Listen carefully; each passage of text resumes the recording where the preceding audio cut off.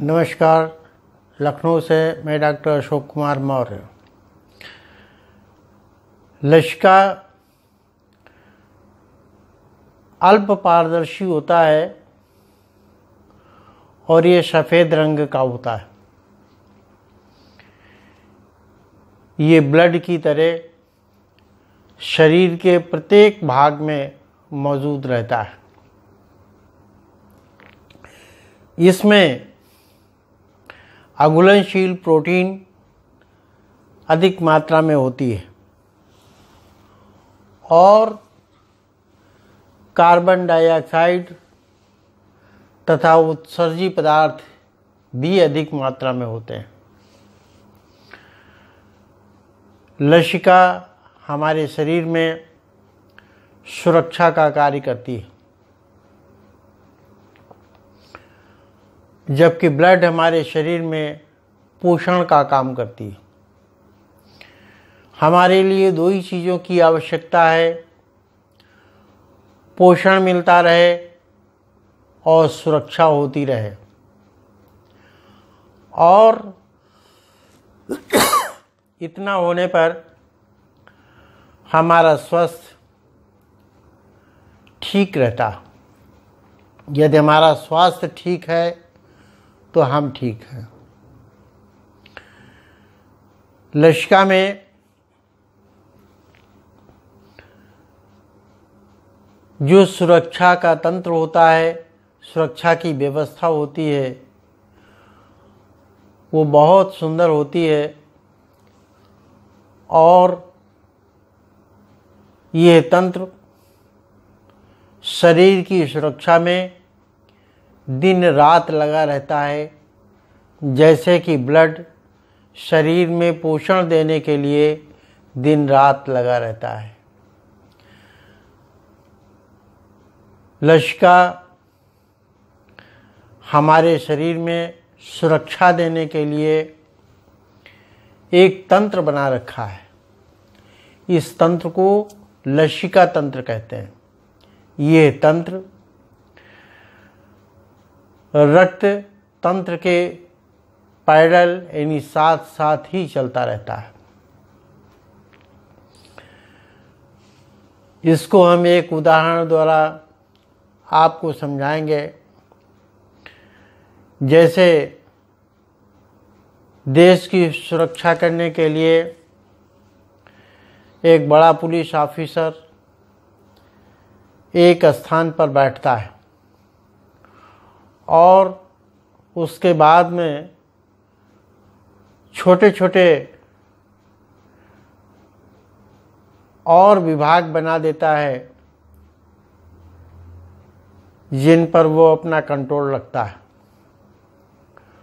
वो विभाग अपने से और छोटे छोटे कई थाने बना देता है जिस पर वो अपना कंट्रोल रखता है। और थाने जगह जगह पर चौकियां बना देते हैं। इन चौकियों पर थानेदार अपना कंट्रोल रखता है। इसी तरीके से चौकियां छोटे छोटे बूथ बना देते हैं जिन पर चौकी इंचार्ज अपना कंट्रोल रखता है। यदि किसी स्थान पर कोई घटना होती है तो तुरंत वो चौकी इंचार्ज को फ़ोन करता है, चौकी इंचार्ज थाने को फ़ोन करता है, थाना अपने बड़े से फ़ोन करता है और बड़ा अपने से बड़े को फ़ोन करता है। इस तरीके से थोड़ी देर में भारी मात्रा में पुलिस वहाँ पर एकत्र होती है और सुरक्षा दे देती है। इसी तरीके से हमारे शरीर के अंदर छोटी बड़ी अनेक चौकियाँ लिम्फ की बनी हुई हैं। इन्हें लिम्फ नोड कहा जाता है। और इन छोटी बड़ी चौकियों से लिम्फ निकलकर हमारे शरीर में भ्रमण करता रहता है। जहाँ पर कोई उसके कमी मिलती है तुरंत उसको ठीक करने का प्रयास करता है। लेकिन कभी कभी ऐसा होता है कि लिम्फ ही बीमार हो जाता है। जब लिम्फ ही बीमार हो जाता है तो फिर सुरक्षा करने की व्यवस्था चरमरा जाती है। अब सवाल इस बात का है, लिम्फ कैसे बीमार हो जाता है, इसको भी मैं एक उदाहरण से समझाता हूँ।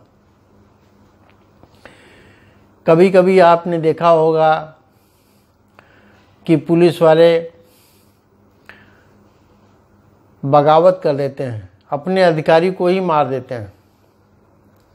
बाद में पता चला कि उन्हें कोई प्रॉब्लम थी, वो अपने को एडजस्ट नहीं कर पाए और अपने विभाग में ही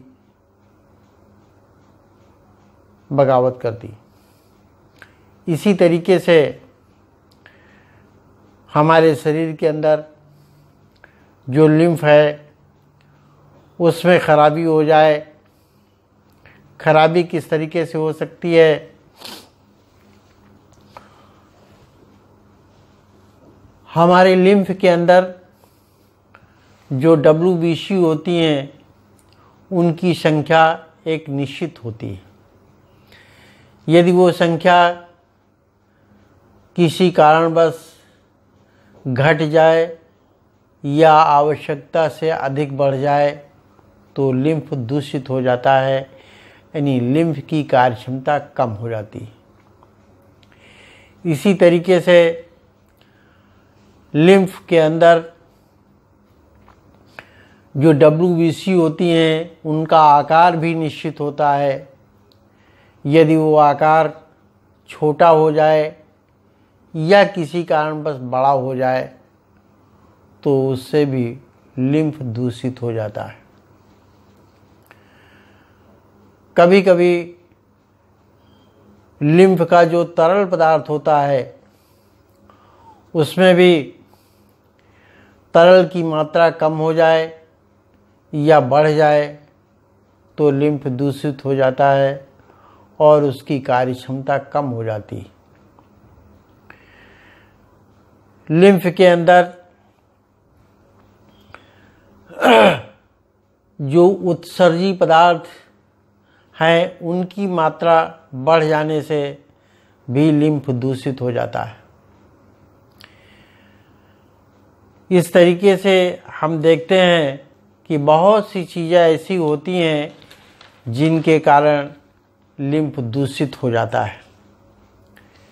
जब हम इलेक्ट्रोहोम्योपैथिक औषधि देते हैं तो वो क्या करती है?